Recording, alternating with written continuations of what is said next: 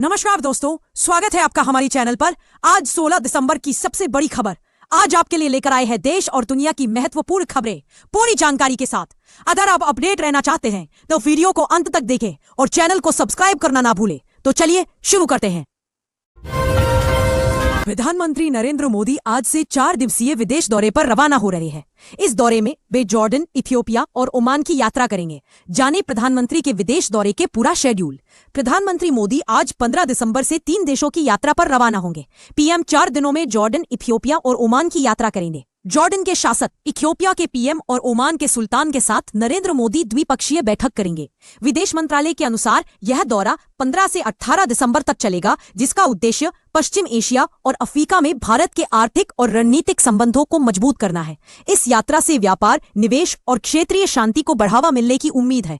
दौरे की शुरुआत जॉर्डन से होगी। पीएम मोदी सोमवार को जॉर्डन की यात्रा पर रहेंगे, जहां वो जॉर्डन के किंग बिजनेस लीडर से मिलेंगे। पीएम मोदी जॉर्डन के पेट्रा यूनेस्को हेरिटेज साइट जाएंगे।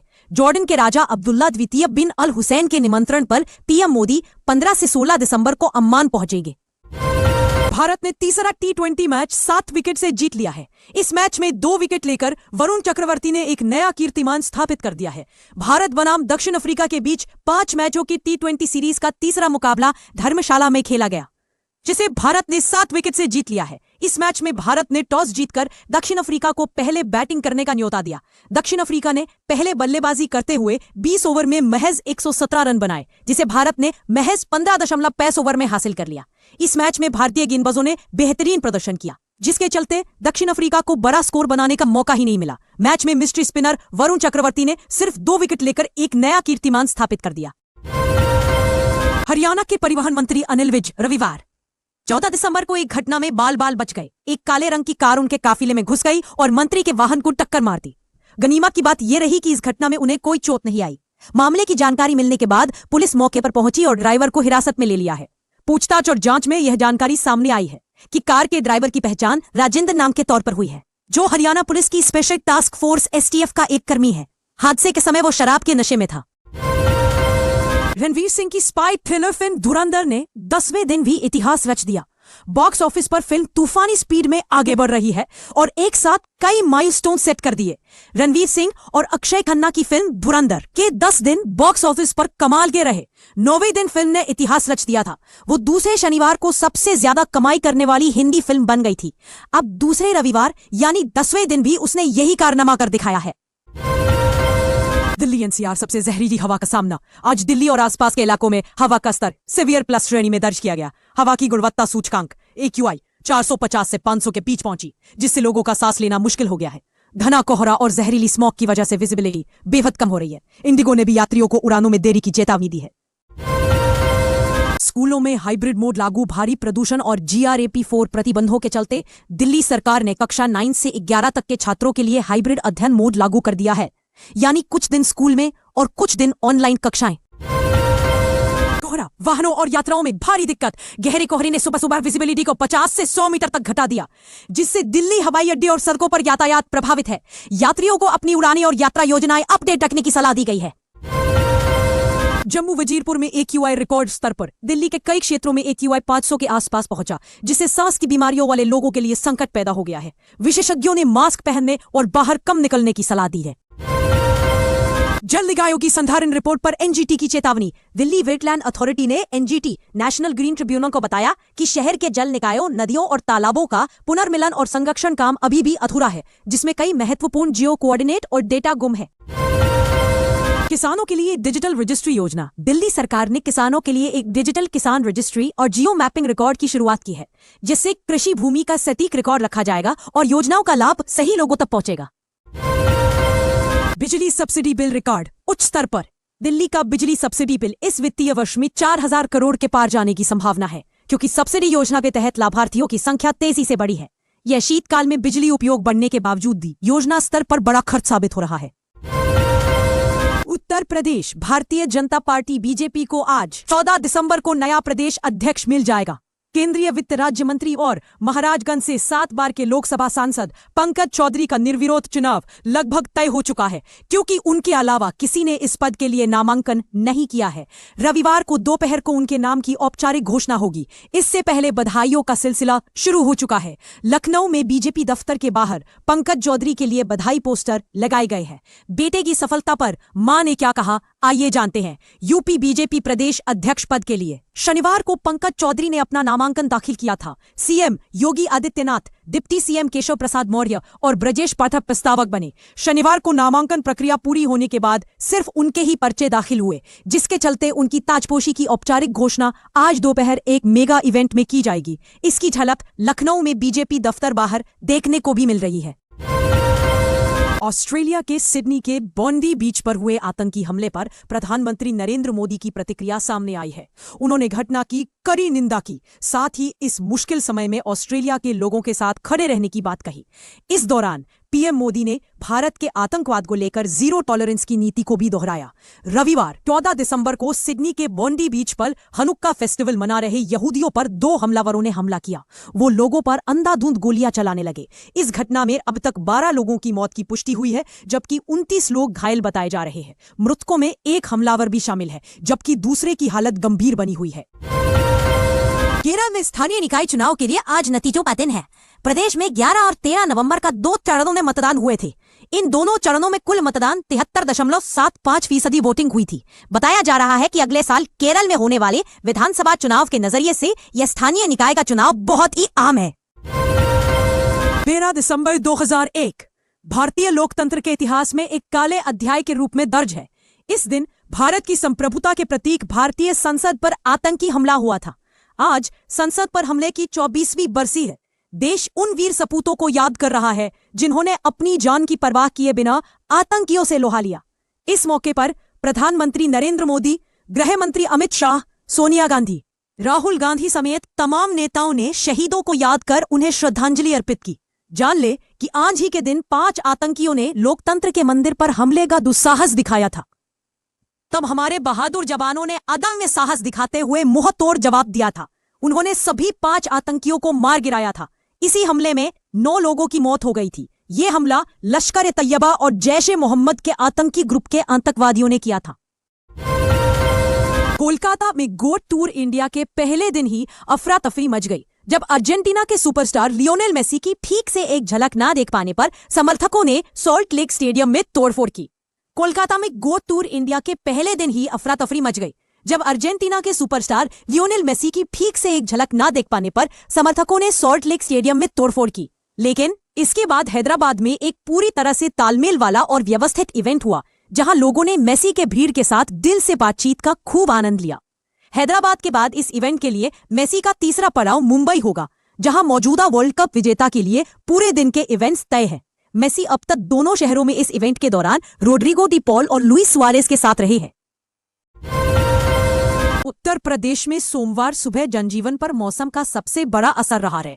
राज्य के 22 जिलों में घने कोहरे की चेतावनी जारी कर दी गई है, जिसमें कानपुर समेत कई प्रमुख शहर शामिल हैं। दृश्यता इतनी कम है कि सड़कें बेहद खतरनाक हो गई हैं और यातायात प्रभावित हो रहा है। अधिकारियों ने ड्राइवरों से धीमी गति से चलने तथा कफ लाइट इस्तेमाल करने की अपील की है। किस किस को प्यार करूं 2 day 3 box office collection. Kapil Sharma की कॉमेडी फिल्म किस किस को प्यार करूं 2 बॉक्स ऑफिस पर काफी बेकार परफॉर्म कर रही है। 3 दिनों में ही फिल्म का तेल निकल चुका है। चलिए जान लेते हैं कि तीसरे दिन इसने कैसी कमाई की है। अनुकल्प गोस्वामी द्वारा निर्देशित फिल्म किस किस को प्यार करूं 2 को रिलीज के बाद लोगों से ज्यादातर नेगेटिव रिव्यू ही मिले थे। इसका असर इसके बॉक्स ऑफिस कलेक्शन पर भी देखने के लिए मिल रहा है। Bye bye. उत्तराखंड में उधम सिंह नगर जिले के बाजपुर में एक स्कूल का खबर सामने आया है। इस वीडियो में निजी स्कूल में सुबह की प्रार्थना के दौरान बच्चों से इस्लामिक कलमा पढ़वाया जा रहा है। देखा जा सकता है कि छोटे छोटे बच्चे अरबी भाषा में कलमा का उच्चारण कर रहे हैं। खबर वायरल होने के बाद विवाद खड़ा हो गया है। वहीं विश्व हिंदू परिषद सहित हिंदू संगठनों ने इसे हिंदू छात्रों की धार्मिक भावनाओं के खिलाफ बताते हुए कड़ा विरोध जताया है। विश्व हिंदू परिषद के गौरक्षा प्रांत मंत्री यशपाल राजहंस ने कहा कि छोटी कक्षाओं के हिंदू छात्रों को जबरन कलमा पढ़ाया गया, जो उनकी धार्मिक भावनाओं के खिलाफ है। खबर सामने आने के बाद हिंदू संगठनों ने स्कूल प्रबंधन के खिलाफ एसडीएम को शिकायत दर्ज करवाई है। उन्होंने प्रशासन से मांग की है कि मामले की जांच कर दोषियों के खिलाफ सख्त कार्रवाई की जाए। बुरहानपुर में साइबर ठगी का एक चौंकाने वाला मामला सामने आया है, जहां फर्जी पुलिस अधिकारी बनकर ठगों ने एक ट्रैफिक कांस्टेबल से उसके 3 साल के बेटे को रेप केस में फंसाने की धमकी दी। 1.70 लाख रुपए की मांग की गई, लेकिन कांस्टेबल की सूझबूझ से ठगी नाकाम रही और लोगों को सतर्क रहने का संदेश मिला।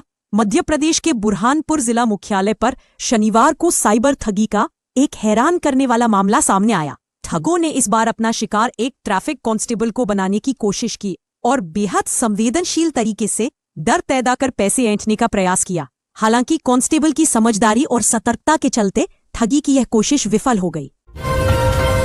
मध्य प्रदेश के विदिशा जिले की नटेरन तहसील स्थित जोहत पुल पर पिकनिक के लिए जा रही एक स्कूल बस अनियंत्रित होकर पुल से नीचे सूखी नदी में गिर गई।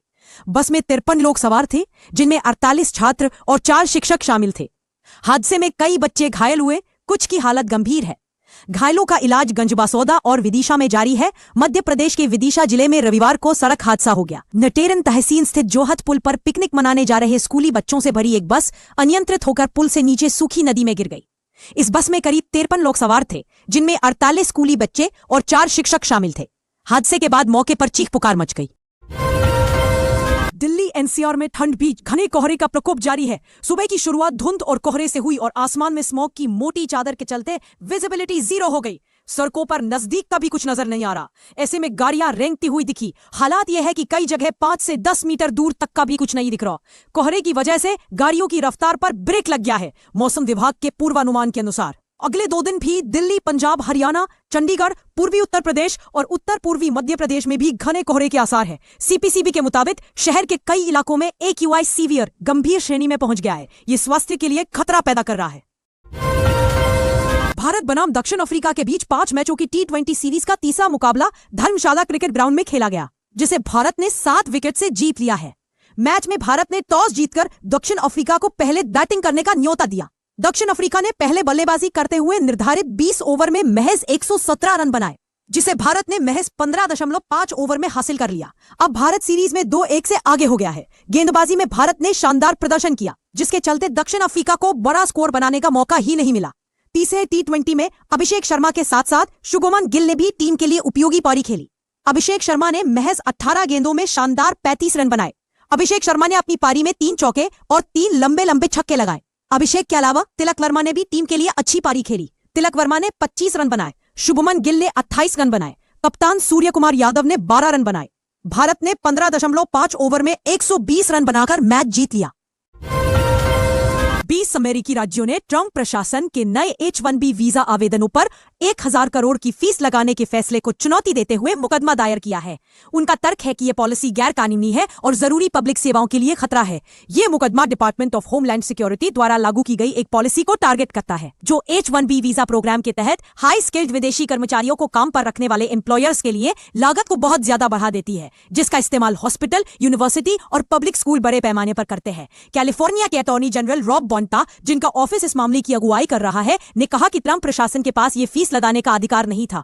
बोंटा ने कहा, दुनिया की चौथी सबसे बड़ी अर्थव्यवस्था होने के नाते कैलिफोर्निया जानता है कि जब दुनिया भर से स्किल्ड टैलेंट हमारे वर्कफोर्स में शामिल होता है तो यह हमारे राज्य को आगे बढ़ाता है।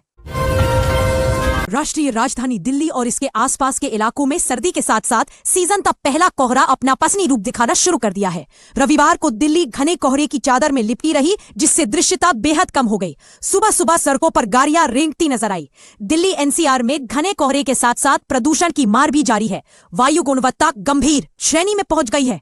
कोहरे का असर दिल्ली से सटे राज्यों तक फैला हुआ है। उत्तर प्रदेश और बिहार के कई इलाकों में भी घना कोहरा छाया रहा। उत्तर भारत के कई हिस्सों में सर्दी ने जोर पकड़ लिया है। दिल्ली एनसीआर में ठंड के साथ साथ कोहरे में भी इजाफा देखने को मिल रहा है। राष्ट्रीय राजधानी कोहरे की सफेद चादर में लिपटी है। दिल्ली, नोएडा और गाजियाबाद समेत पूरे एनसीआर में सुबह और रात के समय दृश्यता काफी कम हो रही है, जिससे आम जनजीवन और यातायात प्रभावित हो रहा है। कोहरे की वजह से विजिबिलिटी शून्य हो गई। सुबह सुबह दफ्तर जाने वालों को भारी परेशानी का सामना करना पड़ रहा है। सिडनी गोलीकांड में मृतकों का आंकड़ा हुआ 16, 40 लोग घायल। वीकेंड मनाने निकले थे आतंकी बाप बेटे, जिन्होंने की ताबड़तोड़ फायरिंग। ऑस्ट्रेलिया के सिडनी में बॉन्डी बीच पर हुए आतंकी हमले ने पूरी दुनिया को सन्न कर दिया। अंधाधुंध फायरिंग कर दर्जन भर से ज्यादा लोगों की जान लेने वाले दोनों आतंकियों की पहचान हो गई है। ये दोनों बाप बेटे हैं। रविवार को जिस समय गोलीबारी हुई तब बॉन्डी बीच पर यहूदी धर्म के लोग हनुक्का पर्व का जश्न मना रहे थे। इस दौरान वहां करीब 2000 की संख्या में लोग मौजूद थे।